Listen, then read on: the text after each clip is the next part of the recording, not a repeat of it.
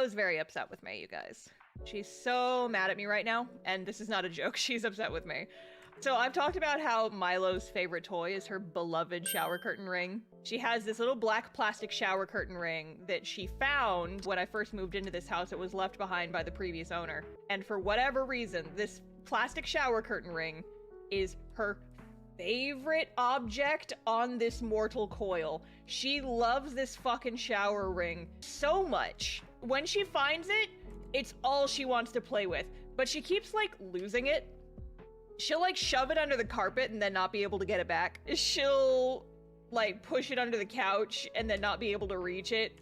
And so I'll have a few weeks of peace where it's like, okay, Milo has misplaced her shower curtain ring, which means that she will not be harassing me to throw the shower curtain ring for her constantly. Because, like, I love my kitten very, very much, but she is quite honestly debilitatingly obsessed with this shower curtain ring. You ever see a cat play fetch? This is all she wants to do, is when she knows that she has her shower curtain ring, she just wants to play fetch with her shower curtain ring.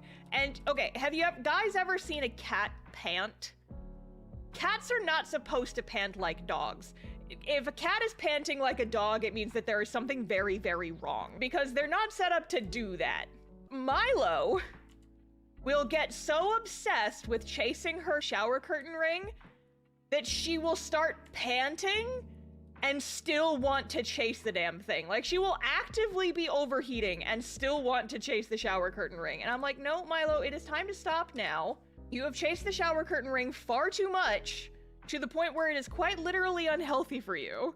We need to stop with the shower curtain ring. But she'll be like, meh, meh, meow.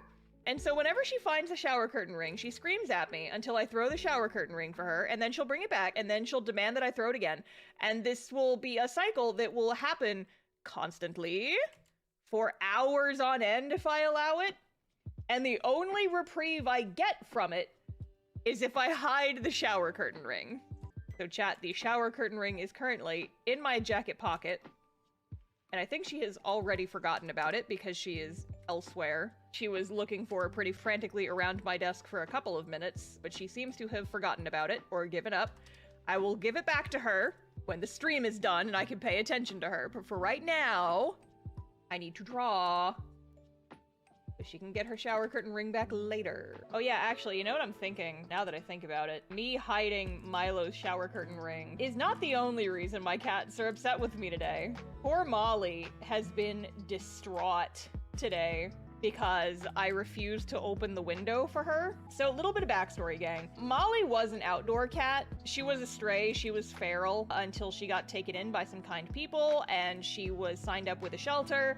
And then that's how I ended up getting her. So she was an outside cat for like the first probably year of her life. Weren't you, you little bread loaf? And so occasionally, when the weather is nice, Molly will pine for the outdoors. And so she'll like stand by the back door and she'll whine and she'll meow at me. And she's like, mother, I wish to go outside. And I usually don't let her outside because it means I have to put the leash on her. And she does not like the leash. But she can't go outside without a leash on because she'll go underneath the patio and then she'll be stuck there. Occasionally I do take her outside with a harness, but only on very nice days. But to kind of, you know, let them get some fresh air and enjoy the air and the sounds of the outside without actually going outside, I have some low windows in my kitchen and I will crack the windows open and then the kitties can see outside and they can absorb the breeze and whatnot. And they'll just enjoy sitting on the windowsill and looking outside and enjoying the fresh air. Well, here's the thing about that. It's getting cooler now.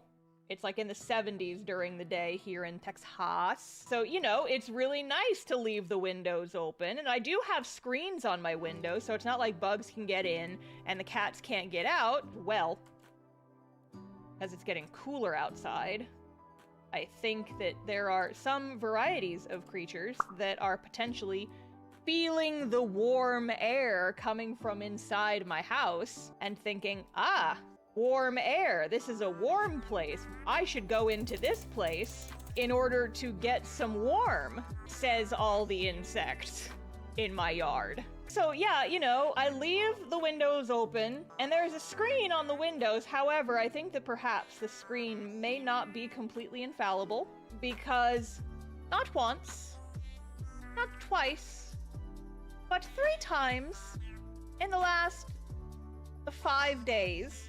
3 times in the last 5 days. What have I found inside my home? Fucking wasp in my house! 3 times in 5 days! The first time it happened, I found one on the floor. I think Molly may have seen it and like batted at it as it was coming into the house because it wasn't flying, it was crawling and it looked a little like perturbed, but not enough to start flying around, and it didn't sting her or anything. She was just batting at it, but I didn't know what to do.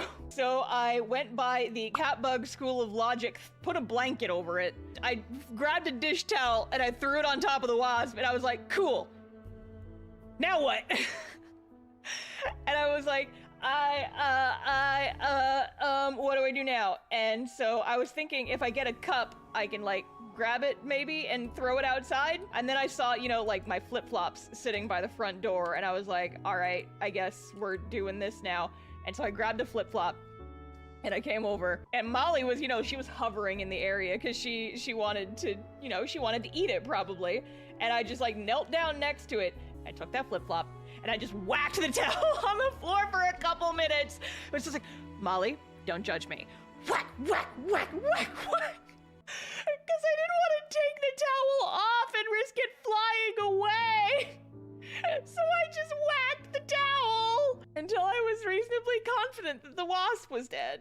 And then I just, you know, grabbed a paper towel and I picked up the wasp and I threw it outside. And then, like the next day, I was on a phone call with my friends and we were like voice chatting and having a good time. I think I had like just gotten home from an activity or something, and I'm sitting on my computer and I look up and I see a little black spot up by the ceiling in my living room, and I'm like, that is too large. It didn't look like a wasp though. The silhouette was not waspish to me. And I was like, don't like that. And so I went and I got my stepping stool and I got my trusty flip-flop and I stood on top of the stepping stool. And it was just like a little bit out of my reach. So I'm like, I'm not sure if I'm gonna be able to whack this on the first time. And I tried to whack it and I missed. And then it spread its wings out. I'm like, oh yep, that's a wasp, and I have done nothing but piss it off. But thankfully, it did not immediately start flying around. I was like, okay, it is now officially too high for me to deal with. I don't want to try and go get my big boy ladder to deal with it because I don't want to risk falling off the big boy ladder and breaking my neck. And so learning from my past mistakes, I locked my cats in the bedroom. And I was like, hi kitties, do you guys want to go on a little adventure where you stay in my bedroom and don't come out until I'm finished cleaning up in here? So I locked them in my bedroom for a couple minutes and I went and got my wasp spray, and I'm like, well, this is about to be a pain in my ass, and I sprayed it and it died immediately. And then I had to spend like 10 minutes cleaning up all the wasp spray off my ceiling, and I did have to go get the big boy ladder to clean that off because I have high ceilings in my living room. So then this morning I wake up and I'm walking through my house and I'm opening all the curtains and I'm feeding my cats, and I go get the kitties' little like lick mats, and I go and I put the food on their little licky mats, and I go down and I put their food on the ground, and I like stand up and I'm opening the window blinds, and then my eyes travel upward to directly above the window, and what the fuck do I see? A third fucking wasp in my house, like feet from me. And I was like, no, no, no, no. That time it was on the ceiling, and I was like, the ceilings in my kitchen, thankfully, are much lower than the ceilings in my living room. And so that time I did get a Tupperware in one of my cardboard mailers, and I trapped it and I chucked it the fuck outside because I could actually get to it easier. But I was just like, okay, that's it. No more open windows. Like any other type of bug I can deal with. Bugs that sting, I can't do it. I can't do it. And yes, Dawn, I see you advocating for the wasps in my chat. I know they're important pollinators. That's why I let them like have nests on the outside of my house as long as they're not in my porch right above my back door. But not in my house. Not in my house. That is where I draw the line. They can do whatever the fuck they want outside, and I don't care so much. But when they are inside my house, I'm like, no. wasps in like 3 days? No. We're not doing any open windows anymore because I know it's a nice day outside and I know the kitties want the fresh air, but that has to be how they're getting in. And I'm just like, kitties, listen, I love you and I know you love the windows being open, but wasps keep getting into the house and then I keep having to deal with them and I don't like it. I don't like it. I don't like dealing with the wasps.